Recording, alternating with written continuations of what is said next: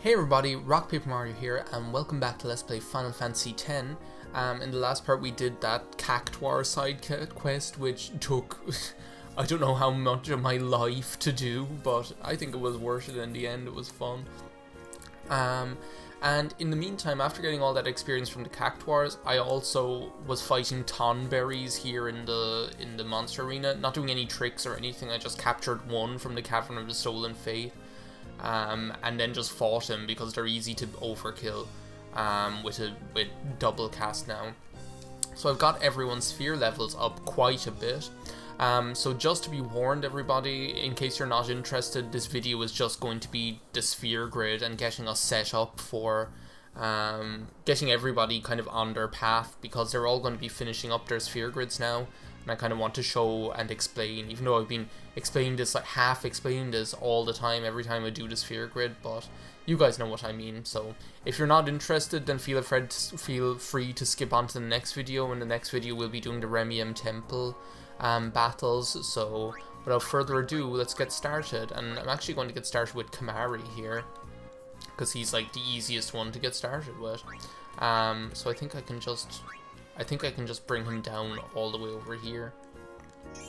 Now with Kimahri, I was kind of like wavering back and forth between, do I bring him down Tidus's sphere grid, do I bring him down Wakka's sphere grid, and I still wasn't that sure, but in the end I did decide to bring him down Wakka's sphere grid, because it was just the easiest. Well, not the easiest, but it just made the most sense, and I think I'm already going to be bringing Riku and Wakka down Tidus's sphere grid, so I think that's really enough, to be honest. We don't need everyone to be going down Tidus's sphere grid, and all of them getting the same skills. Even though that's the thing, what the game wants you to do in the end, is it wants you to bring everybody down every part of the sphere grid, so everybody goes to everybody's nodes, so you fill the entire sphere grid with everybody. That is the end goal of the game. So I don't know, but I'm not for that. I find it, and Final Fantasy 12 was the same, where I kind of like my characters to have some sort of inherent class or whatever. So in Final Fantasy 12 they're kind of like, oh yeah, well, do whatever you want with them, here's the license board. But what I'm going to be doing with Kimahri, because it's more economical as well, is instead of using these friend spheres and teleport spheres, which are quite hard to come by, I'm going to use a return sphere. And because Kimahri has the benefit of having started here right in the middle, so I figure if I bring him back here to where we started with him, it's actually quite, instead of like the last time we went down around the left half of this circle to bring him down to Riku's, and this time what I can do is bring him down here, get some strength and HP on the way, and then just bring him into Wakka's sphere grid that way. So that's what I'm going to be doing with Kimahri. With Tidus, I'm actually going to be, well, do you know what I am going to do? I decided, since I'm bringing Riku and Wakka down Tidus's sphere grid, I'm going to be using this MP sphere with Tidus all together. Because then if I use it now, this is like, I'm glad I caught myself before I went too much further with this. If I use it now, then Tidus can get the benefit of it, which is 40 MP. Riku can get the benefit of it before she goes any further. And also when I bring everyone else down their respective sphere grids, then they'll get the benefit of it as well. I'm going to leave Tidus there for the time being, just because I need Wakka to be able to teleport over to him. But otherwise, that's pretty much what the plan is to bring everyone over to him. And with Tidus, I'm going to bring him around, well, am I going to bring him around Wakka's sphere grid, I guess? Or, yeah, I am, down around Wakka's sphere grid, or Riku's, that would have been good as well, but it's kind of a tough decision with Tidus, like what you want to do with him at the end of the day. With Riku, it's pretty much business as usual now, we know what we're doing with her. Well, do you know what? I'm actually going to leave her there for the time being, because then at least if I teleport Tidus out of there, then Riku is still there for someone else to teleport to. So these ladies are a bit more straightforward. Well, actually, not necessarily. What I'm going to be doing with them is I'm going to be using the magic sphere with Yuna now, for the exact same reason that I used it with Tidus back there, and it's because if I'm bringing Lulu around the sphere grid, in like 2 minutes, I might as well use the sphere there, and for her to be able to get the benefit of it straight away. I'm also going to use one of these HP spheres, just because, so that they both get the benefit of it as well, and because Lulu was kind of low on HP for the whole thing. And we're going to be using her an awful lot more now that she has the double cast ability. This is the moment we've all been waiting for, everybody. Yuna is going to learn Holy. And it's not going to end there. As soon as we finish up Lulu's Sphere Grid, we're going to be teleporting her over here and learning all this ridiculous stuff too. Because what Lulu has in store is she has, like, at the very end of her Sphere Grid, well, she does have some more HP, I guess.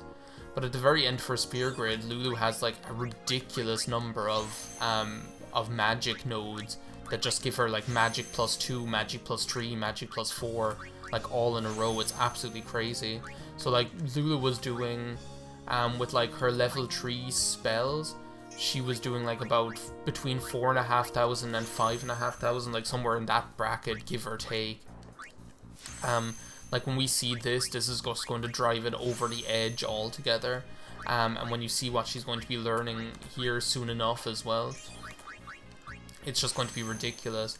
That, coupled with the fact that Yuna is going to be coming along here, and as soon as Yuna steps in the door of Lulu's Sphere Grid, she's going to be learning it too. And all of these, and get all of these ridiculous magic upgrades as well. The magic defense and the magic power. So it's just crazy. I kind of love this point of the game because everyone just experiences this enormous jump in power. It's so ridiculous. So now it's time for Lulu to earn, well, it is earned, to earn her ultimate spell, even though there is Ultima, but I'm not sure we're going to be learning that. Flare, which is just handy to have a non-elemental spell for those enemies so you don't have to think about it, I guess, to a certain extent, especially with those ghosts when they're resistant to random elements all the time. But what we can do now with Lulu is, while Yuna is hanging out over here, we can use one of our friend spheres to teleport on over to, and I can never figure out where Yuna's sphere grid is here. Teleport on over to where Yuna is. And now she can learn Holy and get that evade thing as well. So this is just going to be ridiculous. Basically, the two girls are just swapping places and getting the ridiculous benefits that come with it. So, with Yuna, since Lulu isn't at her sphere grid anymore, I'm going to have to use a teleport sphere to bring her all the way over here. Pretty sure that's where Demi. We're getting there. No, now we're gone too far. Okay, so there's Blizzaga, there's double cast, so it means she needs to come up here. And that's where Flare is. Okay, perfect. What's this up here? Oh, Drain. Who cares?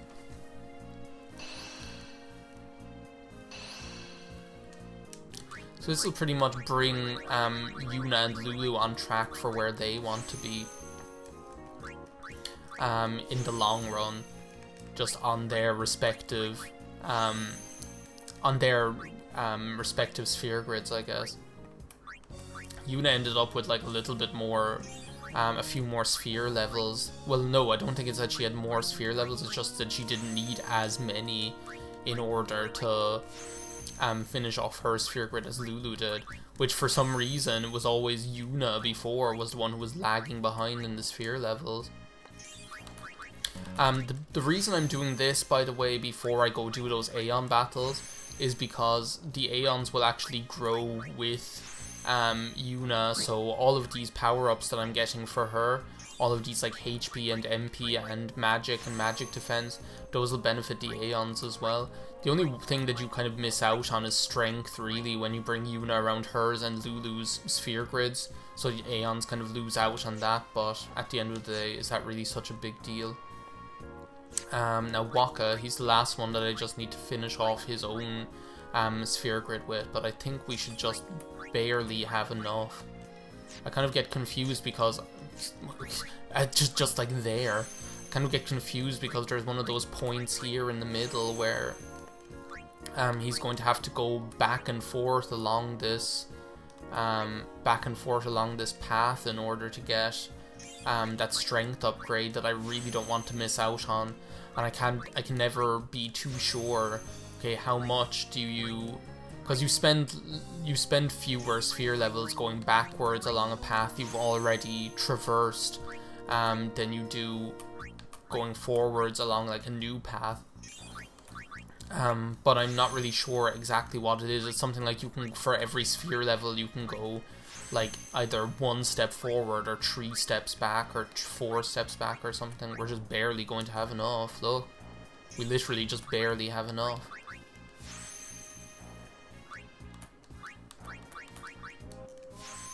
Okay, so now Waka has triple foul. I'm going to bring Orin along here, so but backwards, so I might as well teleport him there now. I don't think there's anyone that I'm bringing along backwards along Orin's sphere grid. I don't think so, because I think Waka's is probably better in the long run. So wait a second, let's just get this straight in my head. I want to bring, so Kamari is okay. Tidus, I want to bring him along Waka's. So do you know what I might do actually? Is there another HP sphere I can use here? Yeah, there is. I'm just going to use this now while I have the chance. Because why not? Might give the other one to Kamari. HP increased by 300, that's ridiculous. So what I might do is I might teleport. Do I have enough to do that? Jesus. Oh, well, I have a teleport sphere, so I guess I can do that at the end of the day. So I can use the friend sphere to bring Orin over to Waka. I can use the friend sphere then to bring Waka over to where Tidus is, or to where Riku is. I suppose I have the teleport sphere as well, so kind of don't like using them unnecessarily though, so I'm trying to figure out, is there a better way to do this?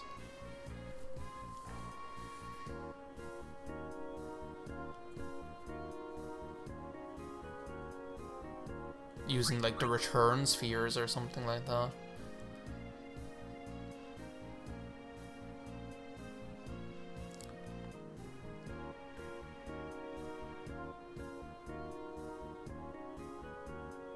Okay, I figured it out, so I'm going to use the friend sphere to bring Tidus over to Waka, which doesn't matter. That was a stroke of genius, leaving Yuna there for the time being.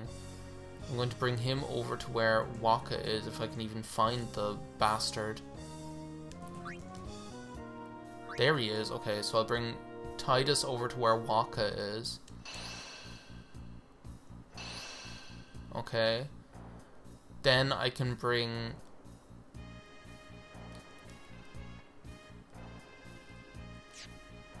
Then I can bring Waka over to... Maybe I will bring him along Orin's path instead.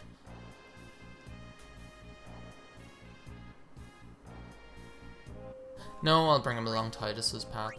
So then with Waka, I'll use the friend sphere to bring him over to where Riku is. Which should be down here somewhere. There she is. Bring him over to where Riku is. I think I just have to do this so that I stop thinking about it. And then with Orin, I'm going to go ahead and use the... Is there anything here that I want before I leave?